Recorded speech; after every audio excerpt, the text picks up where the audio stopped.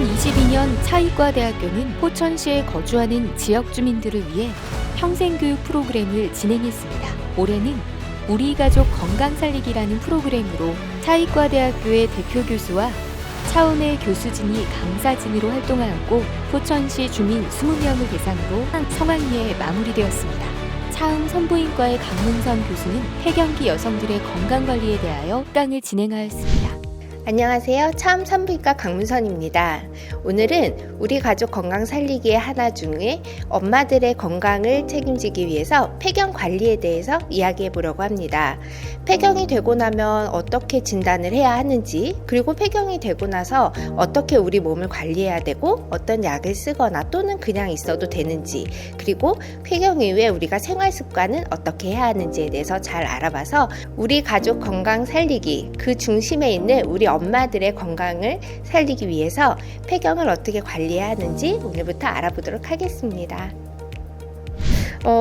개인차가 좀 있습니다. 그래서 보통 이제 50세 전후, 우리나라 평균은 정확히 49세 정도 되거든요. 그래서 근데 좀 오래 하시는 분도 있고 적게 하시는 분도 있고, 결혼을 하신 분 안 하신 분에 따라서도 차이가 납니다.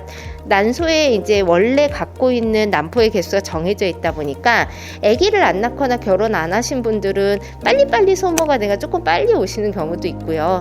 또 유전적으로 우리 엄마가 55세까지 했어 그러면 나도 좀 늦게 하는 경우도 있으면 늦게까지 하는 경우도 있고, 반대로 또 우리 가족은 언니도 빨리 끝나고 엄마도 빨리 끝나고 하면 조금 약간 그런 유전적인 영향도 있고요. 엄밀히 말해서 폐경이 됐다고 무조건 갱년기 증상이 오는 것도 아니고요. 갱년기 증상이 왔다고 폐경인 것도 아닙니다. 서로 약간 의미가 좀 다르다라고 생각을 하시면 될 것 같아요. 그래서 폐경기 증상은 뭐 이제 많이들 들어보시고 또 겪어보기도 하셨을 수도 있고, 겪을 가능성이 있는 분들도 있고, 이제 이렇게 있는데요. 아무것도 없는 분도 있어요. 생리도 안 하고 너무 좋아요. 그냥 아무것도 없고, 남들 친구들은 만나면 맨날 뭐 땀나고 막 친구들 만나면 얼굴 빨개진다는데 나는 아무렇지도 않아요. 그러신 분도 있어요. 그리고 또 어떤 분은요, 폐경이 되고 나서 한 5년 아무렇지도 않게 사는데 갑자기 남들이 이제 다 괜찮아지는데 혼자서 갑자기 증상이 오시기 시작하시는 분도 있어요. 그런 분들 이제 힘들죠. 나이 들어서 약을 먹어야 되나 말아야 되나, 이제까지 아무렇지도 않은데 갑자기 막 이렇게 고민하시는 분도 있고, 또 어떤 분들은 오기 전부터 막 생리가 끊어지기 전부터 막 힘드신 분도 있어요. 생리는 아직 하긴 하는데 몸이 너무 아픈 거예요. 여기저기 막 힘들고 그런 분도 있어요. 그래서 그거는 개인차가 굉장히 심하기 때문에 이때부터 치료해야 돼요, 이때는 하면 안 돼요 라는 건 없고, 개인별로 다 디테일하게 따져서, 그래서 이제 좀 꾸준히 병원을 가면서 이제 상담을 많이 통해서 약을 좀 먹어보기도 하고 살짝 끊어보기도 하고, 이렇게 좀 디테일하게 맞추셔야 조금 편하게 넘어가실 수 있는 경우가 많이 있습니다. 그래서 가장 흔한 증상으로는 얼굴이 빨개져요 라고 하는 안면 홍조, 이제 혈관의 운동성이 변해서 그런 거거든요.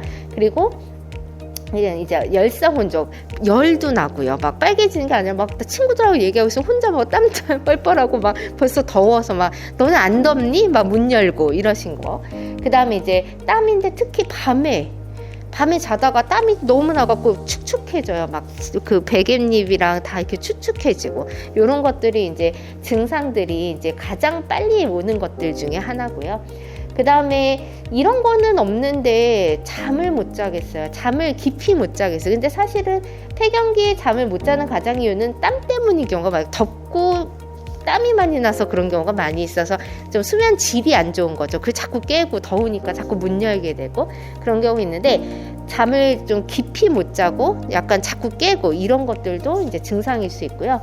그다음에 이제 좀 감정 기복이 좀 심해지죠. 호르몬이 아무래도 안 나오다 보니까. 그리고 집중력 저하, 좀 이렇게 어떤 일하다가 깜빡깜빡 하시는 거, 기억력 감퇴, 이런 것들 좀 예민해지고, 이런 것들이 사실 이제 폐경기 증상이 많이 오시는 것 중에 하나입니다. 아직 40대 후반 50대이다 보니까 원활한 성관계들도 굉장히 중요한 역할을 역할을 하고요. 또 그런 것들을 했을 때 이제 통증이 있거나 그 다음에 그냥 아무렇지도 않은데 뭔가 좀 노랗게 묻어나요 하는 질 분비물이 증가한다거나 또는 조금만 있으면 피가 좀 묻어나는 질출혈, 이런 것들은 질에 있는 세포들이 작아지고 위축돼서 줄어들어서 그런 거예요.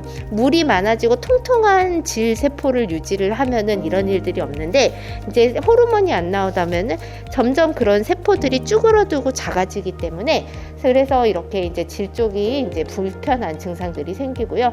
실제로 초음파를 봐도 50대, 60대, 70대로 갈수록 자궁이 점점 작아지기 시작을 합니다. 그래서 원래 뭐 아무 이상 없던 기본적으로 자궁의 크기가 한 5에서 7cm 정도 되는데, 한 60대, 70대 이제 보면은 자궁이 한 4cm, 3cm로 많이 줄어들어 있어요. 그래서 아랫배가 많이 아프고 해서 초음파 보겠다고 하시면 사실 3, 4cm 자궁 때문에 아플 일이 많지는 않은데, 이런 생각을 하지만 그래도 확인을 하기 위해서 하지만 실제로는 이제 많이 위축이 되게 되죠.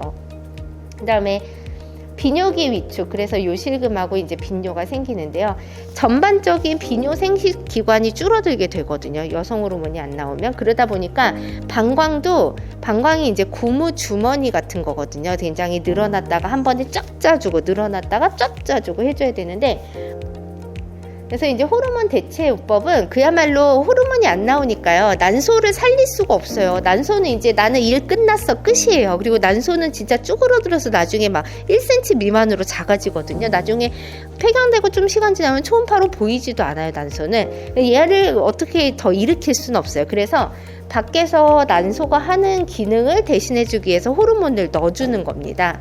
그래서 넣어주는 것을 이제 호르몬 대체요법이라고 하고, 산부인과에서 적극적으로 우리가 마치 피부과에서 뭐 레이저로 주름을 없애거나 이런 것처럼 산부인과에서 할 수 있는 적극적인 방법은 호르몬을 공급해 드리는 겁니다.